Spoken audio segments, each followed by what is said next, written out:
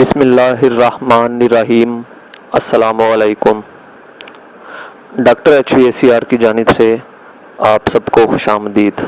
आज के video lecture में हम समझेंगे डीप फ्रीज़र की इलेक्ट्रिक सर्किट डायग्राम बनाना और उसकी वायरिंग मुकम्मल करना। डीप फ्रीज़र एक ऐसा रेफ्रिजरेशन यूनिट है जो घरेलू तौर पर इस्तेमाल होने के साथ साथ छोटे पैमाने पर कमर्शियल सतह पर भी इस्तेमाल होता है और इसे आम तौर पर तमाम जनरल स्टोर्स और होटलों वगैरह में इस्तेमाल किया जाता है। इसलिए इसकी इलेक्ट्रिक वायरिंग डायग्राम को समझना और इलेक्ट्रिक वायरिंग को समझना और उसको मुकम्मल करना HVACR या रेफ्रिजरेशन टेक्नीशियन के लिए बेहद ज़रूरी है ताकि डीप फ्रीज़र में पैदा होने वाले मसाइल को बेहतर तौर पर हल कर सकें।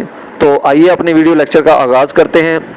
सबसे पहले हम देखेंगे कि डीप फ्रीज़र में कौन कौन से ऐसे हिस्से हैं जो बिजली की मदद से चलते हैं या बरकी सर्किट में कंट्रोल्स के तौर पर इस्तेमाल किए जाते हैं। तो डीप फ्रीज़र में पहला अहम हिस्सा जो बिजली की मदद से चलता है वो कंप्रेसर है। उसके बाद इस कंप्रेसर के साथ इस्तेमाल होने वाली रिले और कंप्रेसर को स्टार्टिंग टॉर्क मुहैया करने के लिए रिले के साथ इस्तेमाल होने वाला स्टार्टिंग कैपेसिटर है। कंप्रेसर की हिफाजत के लिए डीप फ्रीज़र में बरकी सर्किट में ओवरलोड इस्तेमाल की जाती है और कैबिनेट का दर्जा हरारत कंट्रोल करने के लिए थर्मोस्टेट इस्तेमाल होता है।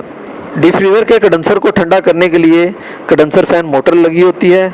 डीप फ्रीज़र के कैबिनेट के अंदर रोशनी करने के लिए कैबिनेट लाइट और उस लाइट को कंट्रोल करने के लिए डोर स्विच लगा होता है। जबकि डीप फ्रीज़र में दो मुख्तलिफ किस्म की सिग्नल लाइट इस्तेमाल होती हैं। पहली सिग्नल लाइट सुर्ख रंग की होती है। ये डीप फ्रीज़र में बरकी सप्लाई की मौजूदगी जाहिर करती है। ये उस वक्त रोशन होती है जब डीप फ्रीज़र की बरकी सप्लाई को ऑन किया जाए। दूसरी लाइट सब्ज़ रंग की होती है। ये डीप फ्रीज़र के फंक्शन को जाहिर करती है। ये उस वक्त ऑन होती है जब डीप फ्रीज़र चल रहा होता है, फंक्शन कर रहा होता है। तो आइए अब डीप फ्रीज़र में मौजूद बरकी हिस्सों के सिंबल बनाते हैं। इस मरहले में हम उन तमाम हिस्सों के सिंबल बनाएंगे जो बरकी सर्किट में इस्तेमाल होते हैं। सबसे पहले हम कंप्रेसर का सिंबल बनाएंगे, उसके बाद रिले का सिंबल बनाएंगे, फिर रिले के साथ इस्तेमाल होने वाले स्टार्टिंग कैपेसिटर का सिंबल बनाएंगे, फिर ओवरलोड का सिंबल बनाएंगे, फिर थर्मोस्टेट का सिंबल बनाएंगे। अब हम कंडेंसर फैन मोटर का सिंबल बनाएंगे और आखिर में सिग्नल लाइट्स के सिंबल बनाएंगे। जब तमाम सिंबल बन जाएं तो अब डीप फ्रीज़र की इलेक्ट्रिक वायरिंग बनाने का मरहला आता है। इस मरहले में हमारे पास दो पॉइंट होंगे जहां पर हमारे पास 220 वोल्ट बरकी सप्लाई मौजूद होगी। यहां से हम अपनी वायरिंग का आगाज़ करते हैं। उन पॉइंट्स में हम फेज़ वाले पॉइंट को डीप फ्रीज़र के थर्मोस्टेट के साथ जोड़ेंगे और थर्मोस्टेट के आउट वाला पॉइंट या थर्मोस्टेट का दूसरा पॉइंट ओवरलोड के इनलेट वाले पॉइंट के साथ जोड़ देंगे, जबकि ओवरलोड को बराह रास्त कंप्रेसर के कॉमन पॉइंट पर जोड़ दिया जाएगा।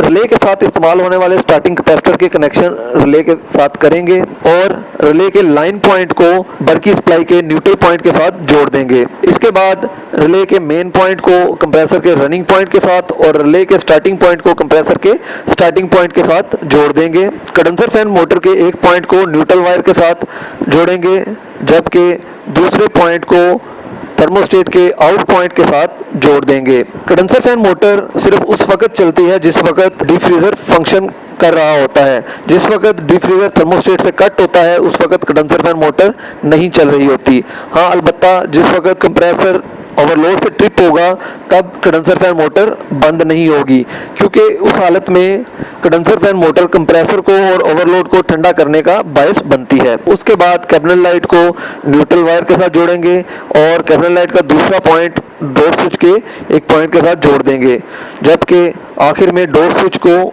फेज पॉइंट के साथ जोड़ेंगे। डोर स्विच के कनेक्शन मुकम्मल करने के बाद सिग्नल लाइट्स के कनेक्शन करेंगे।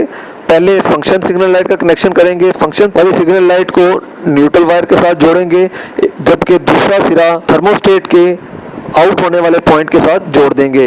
इस तरह ये सिग्नल लाइट उस वक्त ऑन होगी जिस वक्त डीप फ्रीज़र फंक्शन हालत में होगा, जबकि पावर सिग्नल लाइट को न्यूट्रल और फेज के साथ बराह रास्त जोड़ देंगे। इस तरह हमारी इलेक्ट्रिक सर्किट डायग्राम मुकम्मल हो जाएगी। अगर हमने डीप फ्रीज़र की इलेक्ट्रिक वायरिंग मुकम्मल करनी हो तो तमाम कंपोनेंट्स को सर्किट के मुताबिक जोड़ेंगे और इसी तरतीब से उसकी वायरिंग कर देंगे।